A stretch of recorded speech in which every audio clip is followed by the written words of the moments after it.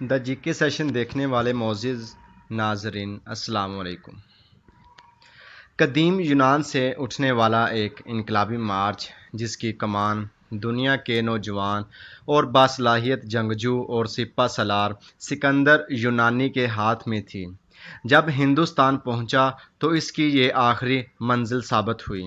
ہندوستان تک یونانی سپہ سالار Sikandar the great کی تمام فتوحات اور کارنامہ عظیم ختم ہو جاتے ہیں۔ سکندر کی موت کے بعد یونان سے لے کر ہندوستان تک پھیلی سلطنت تک وہ ہوا جو ہر طاقت کے ٹوٹنے کے بعد ہوتا ہے۔ سکندر کے بعد موسٹ سینئر جنرلز نے ساری سلطنت آپس میں باہمی مشاورت سے بانٹ لی، لیکن وہ تا دیر اس یونانی سلطنت کو قائم نہ رکھ سکے۔ تاریخ یونان کے بعد رومز کی باری آتی ہے، جو کافی دیر تک دنیا کے ایک خطے پر قابض رہے اور عظیم سلطنت کے وارث رہے۔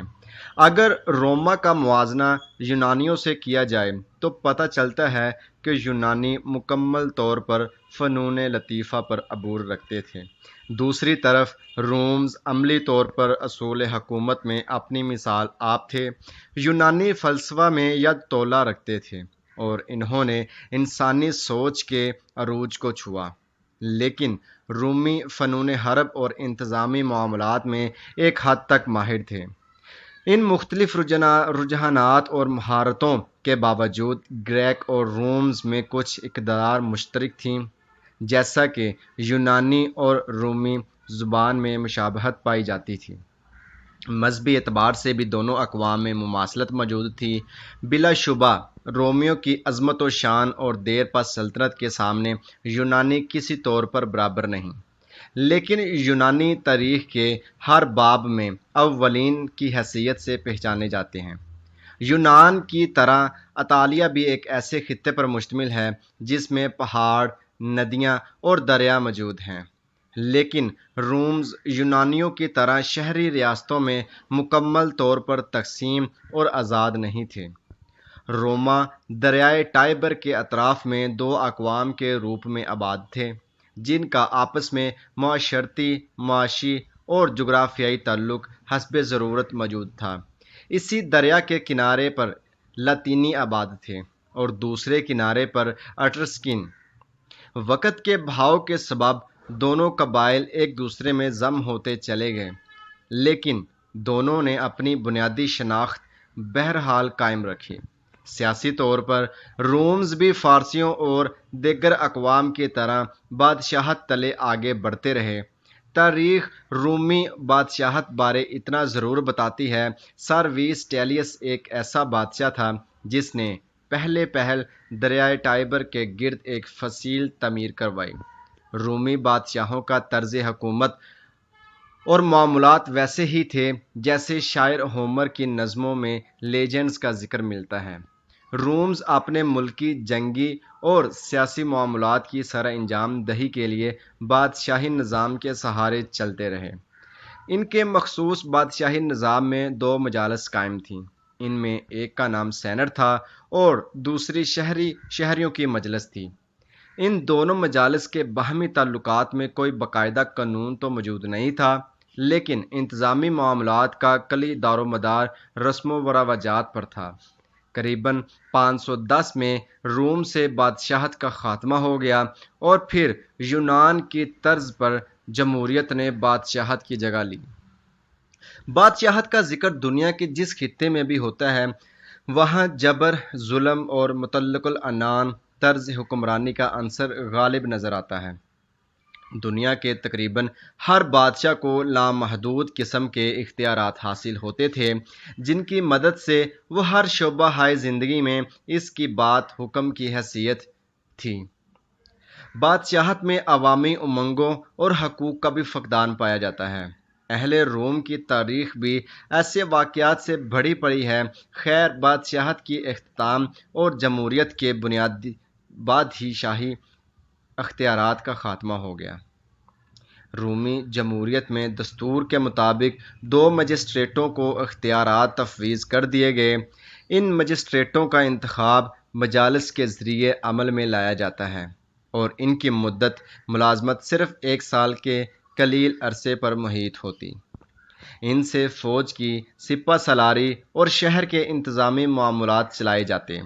ظاہری طور پر ان مجسٹریٹوں کو طاقتور اختیارات حاصل تھے، لیکن عملی طور پر ان کو سینٹ کے سامنے جواب دہ ہونا پڑتا اور ادارے کا انتہائی احترام ان پر لازم ہوتا۔ دوسری طرف ان کی محدود ترین مدت ملازمت بھی ان کی حدود سے تجاوز میں ایک بڑی رکاوٹ تھی۔ جیسے جمہوریت میں آئین و قانون ساز اسمبلیوں کو طاقت کا اصل مرکز سمجھا جاتا ہے، بالکل اسی طرح روم میں بھی سینٹ کو طاقت کا اصل چشمہ تصور کیا جاتا تھا۔ سینٹ کے ممبران کو ریاست کے خواص الیکٹ کرتے اور اکابرین کی رکنیت دائمی اور تا دم میں مرگ ہوتی۔ ان ممبرز کے حقیقی فرائض تو بطور مشیران کے ہوتے، لیکن رفتہ رفتہ ان کے خواص کے مجموعے نے تمام اختیارات سلب کر لیے۔ ان ممبران سینٹ کے علاوہ رومی جمہوریت میں تیسرا عنصر بھی شامل تھا۔ یہ عنصر وہ لوگ تھے جو ایسے گروہ پر مشتمل تھے جن کو کمیٹیوں کا نام دیا گیا۔ ان کمیٹیاں میں شہری اپنے فوجی مرتبے اور عہدوں کی بنیاد پر شرکت کرتے تھے۔ سینٹ کی کارروائی میں ان کی شرکت بطور آراء آتی، جو ایسے ترتیب دی گئی تھی کہ اس میں دولت مندی کا عنصر غالب تھا۔ رومی جمہوریت بھی وقت کے ساتھ ساتھ مطلق العنان ہو گئی۔ اس میں وہی بادشاہت جیسا عمل دخل پیدا ہوتا گیا۔ یوں عوام کے تفویض کردہ تمام اختیارات کا خاتمہ انہی چنے ہوئے سینیٹرز کے ہاتھوں ہوا۔ لیکن اس بربادی کے سارے پروسیس کو بھی تمام ہوتے تقریباً 500 سال کا عرصہ لگا۔ جمہوریت کے خاتمے کا سب سے بڑا سبب خانہ جنگی تھی، جس میں طبقاتی تقسیم اور اختیارات کی ناجائز تقسیم شامل حال رہی۔ یہ خانہ جنگی اس قدر شدید ہو گئی کہ ایک ایسا وقت آیا جس میں یہ محسوس ہوتا تھا کہ سلطنت کے دو ٹکڑے ہو جائیں گے۔ روما کے دو گروہ تھے، پیٹریشن اور رزیل۔ ایک کو شہری حقوق حاصل تھے جبکہ دوسرا گروہ ان سے محروم تھا۔ پہلے گروہ میں روم کے شرفا تھے جو قدیم روم میں نسل در نسل آباد تھے، اور دوسرے گروہ میں وہ قبائل تھے جو مختلف مقامات سے آ کر آباد ہوئے تھے۔ حقوق کی یہ غیر منصفانہ تقسیم دونوں گروہوں کو پوائنٹ آف نو ریٹرن تک لے گئی۔ رزیل نے پیٹریشن کا مکمل بائیکاٹ کر دیا اور دور ایک پہاڑی پر جا بسے۔ پھر بھی شرفا اپنے موقف سے ہٹنے کو تیار نہ ہوئے۔ آخر کار رزیل نے یہ اعلان کیا کہ اگر ان کے مطالبات نہ مانے گئے تو وہ سینٹ سے مکمل علیحدگی اختیار کر لیں گے۔ اس اعلان نے شرفا کو مطالبات ماننے پر مجبور کر دیا اور یوں یہ کرائسس ختم ہو گیا۔